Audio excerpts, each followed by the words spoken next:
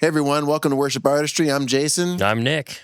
Nick, do you spend any time on social media? No, not much. Yeah, actually. just none. I don't even have Instagram or YouTube or. No, that's at Bob McClett. That's what he has. He does, but Nick doesn't. No, that's funny. No, I mean, social media has been a pretty big part of my life since probably, goodness sake, MySpace, like 2003 maybe. But yeah, I mean, it's part of my job, and so I'm on it pretty active. I guess. Yeah. I find that that lately on my social media, I'm not on it a ton. Yeah. It's usually for like studying purposes, which I've learned from you. Yes. But it is interesting what comes across. Sure. And I've seen a lot lately about like the Christian music industry. Okay. You know, it's kind of like, well, the industry is bad, or the industry is evil, or the industry is our problem. We're having all these issues with the Christian music industry. Now, I've been in this world for really a very long time. It's probably since, I had MySpace when I was involved. There you go. When I first got involved, we gamed the MySpace system That's a little right. bit to help us get some attention. Well, good for you. Because we were probably evil, trying to get in this evil industry. I guess, right? So deceptive. But yeah, like I've been in it for a long time, and I've noticed that there are conversations that go on, that have been going on for a long time. I think there's been some frustrations about it. I hear it from the artist perspective. I hear it from the label perspective. I hear it from just the Christian person, perspective. Like everybody has some thoughts about it, and I'm starting to see those kind of bubble up into my social feeds. Right. And I thought, you know what, we should talk about it. Like, is the Christian music industry evil? Yeah. Like, Yeah. what's wrong with it? Sure. And what do we do with it? For sure. Yeah. Well, I think, just to answer the question, is it evil? Inherently, the industry is not evil. And if we break it down, like, is Christian music evil? No. We're talking specifically about the industry, so don't get it misconstrued, right? Sure. But I think, there is a bottom line always with the industry. It's a business. It is a business. And so it feels evil because there's money involved to me. And, I think, honestly, I don't remember where I've heard this. I don't know if this is the Bible, honestly, but like greed is the root of all evil, right? And so there's a lot of greed in that industry, it seems. I'm not in it. I'm on the outside looking in, but I have had some nice peeps behind the curtain a little bit, you know what I mean? With some of the labels we've done some stuff with. And there seemingly is a lot of money and seemingly greed to me. But inherently, I don't think the industry is evil. I think there are a lot of great things that are going on personally. I think, if which we are diving deep into this, it can get kind of dark, sure. Yeah, there's a lot of bad things in it. But I think, at the root of it all, I think it's really there to be a light to the world. That's why it started. Now, what is it, though? What is it now? Where are we now? Where are we now? What do you think? Do you think it's evil? Do you think it's inherently bad? I think when I think about the industry, I think about it as a system, right? Sure. It's a system for getting music to people. Yeah. Yep. Overall, right? Like here's the thing. If you don't, if you don't have radio, if you don't have streaming, if you don't have record labels paying for artists to record music, if you don't have publishers championing songs and trying to get them into artists' hands, like you're not getting out there. Yeah. For the most part, right? Like I'm not a part of that world. Sure. I recorded my songs, did it a totally different way. Maybe we'll talk about that a little bit later. Sure. But also, guess what? Unless you know me, you're really not going to know about me. You know what I mean? Like it's not like I don't have the marketing team behind me, and I don't have the label and the publishers and all that kind of doing it. It's just like, no, I'm just a guy, which I'm okay with. Yeah. Right. Yeah. But you have to look at the industry as a system of all those people all trying to get music into people's hands. Yeah. And so I don't think that's inherently evil. Sure. At all. Sometimes I think we misunderstand what the industry is and what it's about. Yeah. Because like you said, I think I've met so many good people in the Christian music industry, like amazing people, people that have taught me a lot. I've learned a lot from them. They have amazing intentions. They care about having songs of substance. They care about about doing something meaningful. Yeah. And they will even say, man, we don't like this system. Yeah. But we don't know how to work outside of it necessarily. What I think like a lot of it is like, you know, what problems with the industry rather is like they have often a sense of like profit over presence to me. And what that means to me is like, okay, we wrote this song and we really felt the presence of God. How do we sell this? How do we market this thing? How does this become something that's so streamed and so loved and it fits the formula that we can do it in churches, we can do it on the radio, we can sell it on CCLI, or Worship Artistry will do the tutorial, or, you know, whatever. I really feel, you know, a lot of this will come back to money, and that's why people think it's evil and it feels bad. But it is strange to me that we do say, let's write a song for God. And if it's good enough, we can make a lot of money. That's strange to me, especially writing worship songs. And what's strange to me nowadays is, okay, so when I first got started in the church world long time ago, right, it was very clear to me what a worship song was and what was on the radio.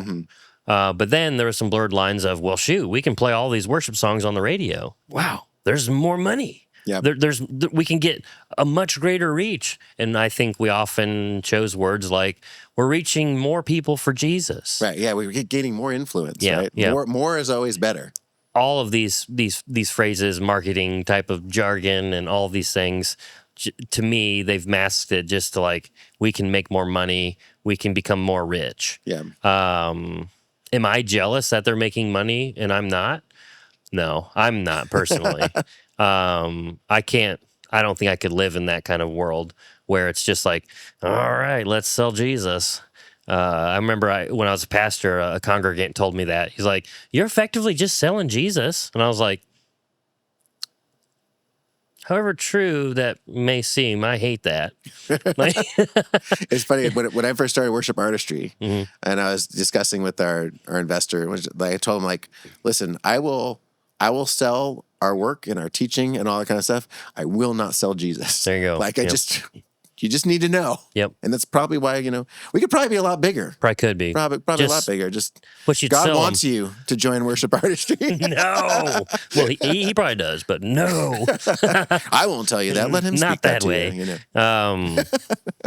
No, yeah. So I think there's just a lot of profit over presence, and that's kind of what I called it. And it's just we feel the presence of God, whatever that is to you, and we also think about how can we make money off of this. I wonder if a lot of the feelings come from the shift that's happened in like CCM music, right? Where you go back and you look at what Rich Mullins was doing, or Michael W. Smith, or Amy Grant, or whatever. Like, they were more entertaining.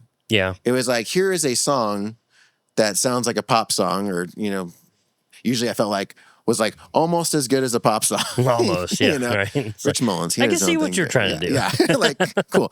Maybe someday, guys. Right. Third day, you guys are rocking, but you're no Pearl Jam. Let's just go ahead and just go ahead and call it what it is. Man, that would have been cool. Corporate worship sounded like Pearl Jam. But like, it was more entertainment. Like, I didn't listen to my grunge bands in the 90s going like, oh, like, this is spiritually forming me. I was just listening to it like, oh, I like these bands. Sure. Yep. Right. And I think that, which ironically, Third Day was kind of involved. I remember interviewing Mac Powell on the podcast, and him talking about how when they wanted to do a worship record, the label told them, all right, but we're not going to count it as like one of your records. Really? And it did so well. It did better than any of their other stuff. And then all of a sudden, everybody wanted to be a worship band. Wow. Yeah. And I wonder if in the midst of that, that's where we start getting that kind of yucky feeling. Sure. Because it feels less like, here you're creating something personal that you're writing or your band is writing. And now you're writing songs that we as a church are singing. Yep. And when we as a church are singing them, well, that's forming our theology. That's forming our beliefs. I think so, yeah. And so that feels that starts to get really blurry in there, right? Where we start going, okay, now you care about moving units and also about what my church is going to like to sing. Yeah, yeah. Like that feels way more personal. That feels way more kind of diving into the sacred, if you will. Yeah, like there's a lot of theological depth in songs, but lately it seems there's not. There's just a lot of like love and hope and eyes and you'll do this for me and won't he, stuff like that. And it really does shape us because I remember a pastor one time, I could not tell you his name. I couldn't tell you what he was talking about, but I could tell you this little phrase he said. I'll never forget it. He was saying, you won't remember anything I preach about this weekend, but chances are you'll remember the songs. And the songs need to be theologically sound. And I'm not saying it needs to just be the same four chords and boring and all these things. Kind of like, Rich Mullen's song was kind of like a pop song. It was almost as good. I don't know. He had some great stuff. Oh, he has some bangers. Sing your praise to the Lord. Come on, everybody. I mean, this is the early stuff. But I was into his later thing. No, his my later bad. Yeah, stuff, my bad. I was into the early stuff, I guess. Our God is an awesome God. He sure is. Yeah. Apparently, Phil Wickham's like redone that. Oh, really? It's on the list of songs for us to teach. So. Oh, perfect. Well, and I think that there are a lot of people. Again, like I know that they are trying to create those kind of songs, right? But at the end of the day, they still have to make sure they sell enough units, right? Yeah. And so how do you do that? Well, you're trying to reach as many people as possible, which means that you're also trying to be as inoffensive as possible, as not challenging as possible. It's like, hey, we can all sing, thank you for dying on the cross. Yeah. We can all get on board with that. But I've always heard writers like at workshops and stuff, they're like, God is this infinite God. We can write about all these things about him. It's like, but why don't we? Right. Yeah. Right? Like, well, because those are going to grab a smaller audience. Correct. So I think that's kind of where the industry sometimes that's where it can be damaging because I can see this effort into, hey, we want to create these songs of substance. We want to do something that's really valuable. We want to give the church something to sing. And that heart is there. I know those people. That's what they care about. Sure, yeah. But the system they have to deliver it in is the one that exists, which is, okay, we got to get it on the radio. We got to get this artist to do it. We got to get this artist to do it because that's what people are listening to. Yep. So if that's where they're finding music, we got to get those songs to there. Yep. And a lot of times those songs get there and they're like, I don't know. I don't know about that one. Let's do this one that says hallelujah, hallelujah, holy, holy, holy. Yeah, isn't that crazy? Yeah. Which there's nothing wrong with that. We need to sing that. I think so, yeah. But we need to sing other things as well. I think so, yeah. It's not just about love and hope. I don't wake up every morning and be like, man, I just love and I hope every day for this. Like, what? No, I wake up sometimes I'm just mad for no reason, right? I'm like, this is the day that the Lord has made, and I will rejoice. But sometimes it's a choice. Sometimes it's hard. sometimes I choose wrong. Right? Yeah. Well, or differently. So, what do you think about like these artists? Moving on just a little bit, like the idea of like a platform. All right, so I have a platform. I have a big following now because of this Christian music or worship music or whatever you want to call it that I've written and I'm a part of now.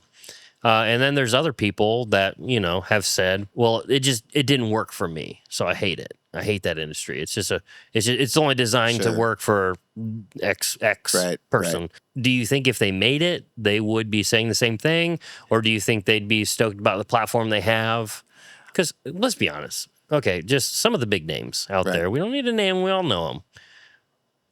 They have the biggest platforms. Right. Like they have the most followers like ever, it seems. And it's just like record labels are trying to access that to then sell stuff. Right. Well, and that's honestly how it works now. Like it used to be, hey, we found this person that we think is pretty talented. Let's give them a platform and see what happens. Yep. Whereas what labels generally do now is this person's blowing up on TikTok. Let's see if we can sign them. Yeah, that's right. Yep. It's like, well, how many people do you have? Like not that many, but I thought you were supposed to help. I thought that was your job. Right, yeah. And now it's like, that's too much work. Nah, we don't do that. We don't do that. We don't have the manpower. We've already laid off half the company. So. Right.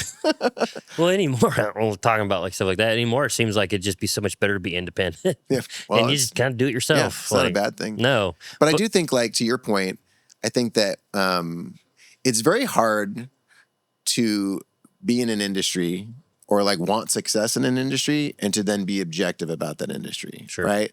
Like, I think, there was a period of time where I was in a band and I really wanted to like change the culture of worship music. Mm-hmm. I was like, I want to get in here. I think we're making great music, and we're different, and Right, yeah, sure. that was acknowledged by everyone around us, including labels and stuff. It was like, oh, you guys are almost like backwards compared to what we normally think of in this industry, And we were like, yeah, and it works for us. We think it's going to be great, and it didn't pan out. We didn't get signed to those labels, Sure.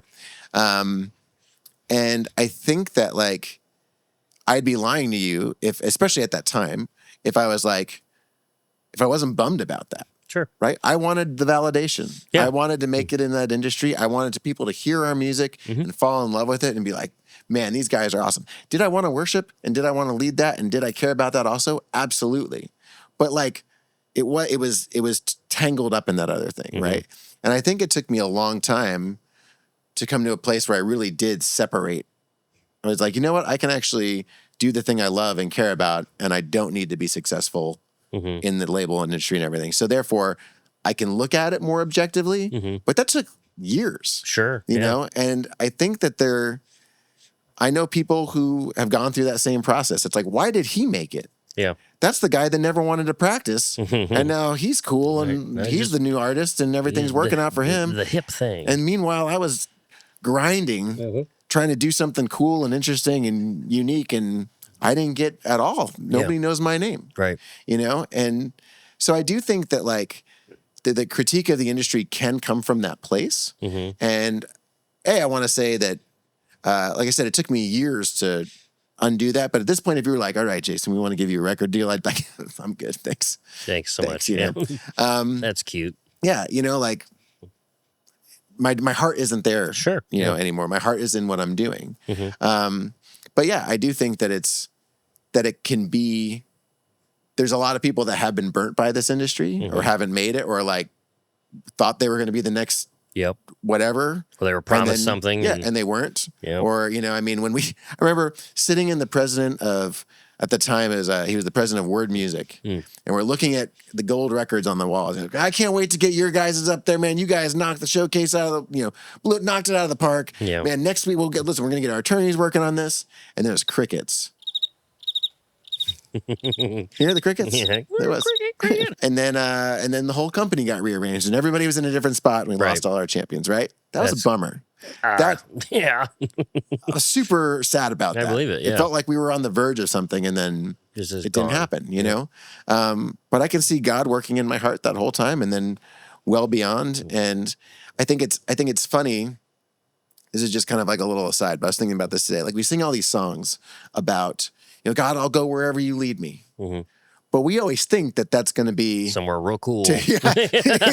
To the top of the charts. It's going to be awesome. God, I will give everything to go where you want me to go. Yep. And you know what? God wants me to go to my little 80-person church. Yep. And he wants me to teach guitar lessons on worship artistry. Sure. And that's my job. That's awesome. Yeah. And you know what? That's where he wanted me to go. And I need to be obedient and satisfied in that. Right. Yeah. But I think that it's easy to look at the industry and go, well, the industry's broken. It sucks. I don't know. Can I say that on this? This is a family show. Jinx. It stinks, I hate the industry or whatever. Sure. You can say that. But I think it takes some work to come to a place where you can be objective about it. Yeah. And really, that's why I look at it and I go, I don't think the industry itself is evil. Correct. I think it's just an industry. Yep. And if you don't want to do that, you shouldn't get involved in that industry. Do it. Yeah. Do something else. There you go. I think there's a lot of other things that can be done. You just maybe won't have 1 million streams. There you maybe go. You'll have 20,000. There you go. What I learned about like the Christian industry is like, I really always thought that like these big names were writing the songs, not just performing them. Sometimes they've written a part of the song, but a lot of the times I'm finding out it's just been somebody else wrote it, and that label was really trying to get that song into the room where the big names are. You know what I mean? Well, and the artists, here's the deal. for a while, and I don't know if it's still this, but if Chris Tomlin sang your song, you just made $1 million. Sure. Yeah. You Right. know what Yeah. I mean? Like, yeah. Sweet, man. And that's awesome. Now it'd probably be Brandon Lake or Phil Wickham, like, exactly. Oh, if they sing your song, you're loving your life. You're not mad about the industry at all. No, you're not. But it's just, I always thought it was a more personal thing. And I'm finding out that it's just kind of not a lot of the time. There are personal people like you. You wrote your songs, and it's a very intimate thing. And I'm not suggesting the Phil Wickhams or Brandon Lakes of the world are not doing great things. They are, but it's not as personal as I think people think it is. And I think that needs to be said more personally. Well, you think about it, like, how did it used to happen, right? Like Martin Smith was writing songs with Delirious. Sure. Yep. And playing them for this like huge youth group. Yep. Right. So that was coming out of that movement. Yeah. Matt Redman, same thing, like a lot of that stuff that was coming over from Britain was that way. I think probably Hillsong in the beginning. Sure. They're just writing songs, right? Like things that come out of a church movement. I think, Elevation. Yeah. Like they probably didn't start with a record label. Probably not. They probably wanted to just write songs for their church. And then it blew up, and then it becomes what it is. You have to steward this thing that you have. Yeah. And in our American culture, in capitalist culture, that means as many people as possible, so whatever that takes. Right. And, then you build an empire. As soon as that turns into, we could build this thing. Yeah. Right. That really, I don't see how that cannot affect the heart of things. Do people navigate it? Yeah. Doesn't make them evil people. But at the same time, I'm like, yeah, you're not going to have the same thing you started with. Yeah. I don't think that's possible. Well, I think, it can, like, once you find that formula and like, ooh, this works, and you exploit that thing so much, I think that's where scandal can happen. That's where moral failures can happen. And I don't think because scandals happen within the Christian music industry that it makes it evil. I think that means it's just more misguided people and the lack of spiritual depth that's in it, and it's the byproduct of having to be different on stage than you are off stage. What I'm getting at is like there's a formula too for how to be on stage and how to be in front of people that we know. People aren't like that behind these closed doors then because of all the scandals, even the most recent ones that have come out, right? But I don't think that makes the industry evil. Again, I think it's just more misguided people, and they're putting their place in this. They're putting their choices, their love, their decisions, everything into this one basket that's called the Christian music industry, and they're getting caught up. Yeah, I think that is a lot of it because again. Money and greed. Yeah. Are money and greed bad things? I don't know. I'm pretty greedy on like you having a great life. I really want that. I want that for you too. You know what man. I mean? So it's like greed in and of itself isn't a bad thing. But how do you use that? Yeah. How is it greed? What kind of greed, I guess? I don't know. So I think there's just so many things, there's so many nuanced things. The industry itself is not bad. People are writing songs and people are getting saved and knowing Jesus and hearing his name. That's great. I'll remember most songs more than I'll remember most sermons. Yeah. And there's great people like you out in the world who are very personal with their writings, and you sit with it and you take it. And it's not just like, I know you've been a part of it, but like, it's not just going into a room of 50 strangers and be like, all right, let's write a song and let's film it while the writing happens, just in case it blows up and we can make a lot more money because then we can sell the behind the scenes, And unfortunately, that's a thought that's happened, and like going into a worship writing thing, that's weird to me. Yeah. I think, man, it's just, let's exalt the Lord. And sometimes in those writing rooms, that's how it starts. Sure. And it's so I don't even think like that can. Like, I think that can be a really beautiful thing, or it can be something totally different, right? You know what I mean? Like, there's so many different ways it can go. I'll kind of point to a couple of things really quickly. Like this weekend, I saw John Van Deusen, who's one of my favorite artists, and Joe Day, also one of my favorites and good friend as well. And they were doing this little tour. They were mostly doing them in houses, but they did them in this one church. It's just them and a guitar, right? So they each, it was opener, it was a double show essentially, right? So it's each guy just up there sharing his heart about his music. I'd say, I don't think Joe would say that like he's writing worship songs necessarily, but he's writing songs that come out of his experience in church, and like, man, they're powerful. Like John, it's kind of wild watching him like play and sing. It's like he writes these very, you can tell he just wrestles with his faith in this really beautiful way. And he has a song called "All Shall Be Well." Like he's just like in a coat of colors, like just he looks beautiful while he's wrestling. Like, yeah, exactly. I'm sorry, man. He's beautiful. I digress. No, but like he has this song called "All Shall Be Well." Okay. Yep. It's a very short song. He was saying here, he's like, yeah, I wrote this in like 10 or 15 minutes. It was just one of those that just came to me like in my prayer times. That's awesome. That song was very meaningful to me in a time when I was struggling with my faith, which I've talked about on the podcast before, right? So there's those like him being willing to wrestle with those things in song. And he writes, he's amazing. Go check out John Van Deusen, just please. John Van Deusen. Yeah. There's these very beautiful songs, and then there's very loud songs, and it's like, he actually said at the concert, he's like, yeah, a lot of times people are like, are you a Christian?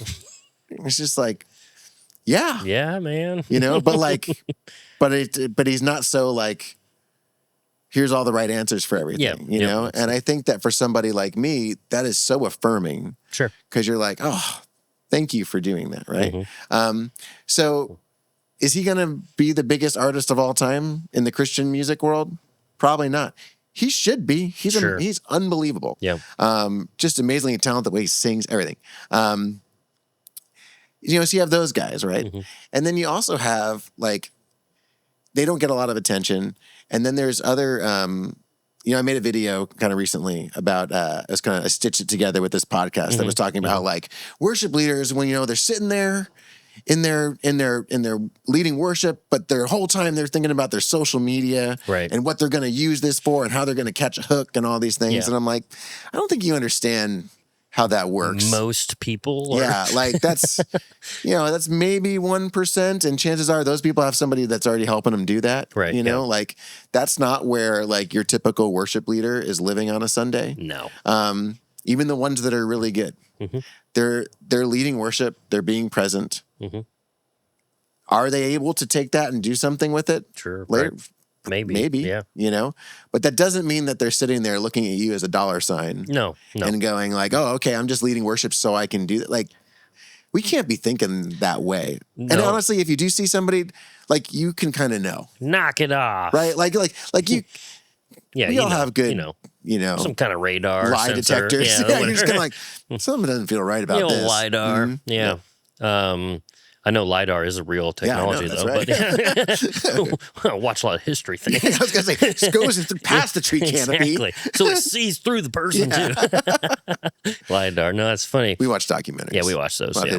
We're really cool. Come hang out. Yeah. Well, I wrote down this question, right? Is the Christian music industry evil? And I think from that question, we can actually ask better questions. And a few I wrote down were, is the industry shaping us more than the Spirit is? Yeah. Are we following Jesus or chasing success under his name? The industry isn't an evil thing. Can it produce evil things or products? Maybe. Yeah. Most people. I think so. Yeah, people are involved. Where's the Spirit leading you? What is like the main objective of it for you? Are you just listening and you don't care about any of this? Right. Cool. Well, I thought was interesting about the questions that you asked there is they really, is the industry shaping us more than we want it to? Well, who has control over that? Sure. Yeah. We do. Yeah. Right. I choose what I consume. I can spend all my time looking up to artists that are really huge and just taking whatever they say and just being like, I'm sure it's great. This is absolutely biblical. Yeah. Right. Or I can sit and complain and I can throw rocks at the industry and be like, everything stinks about the industry and therefore I hate that.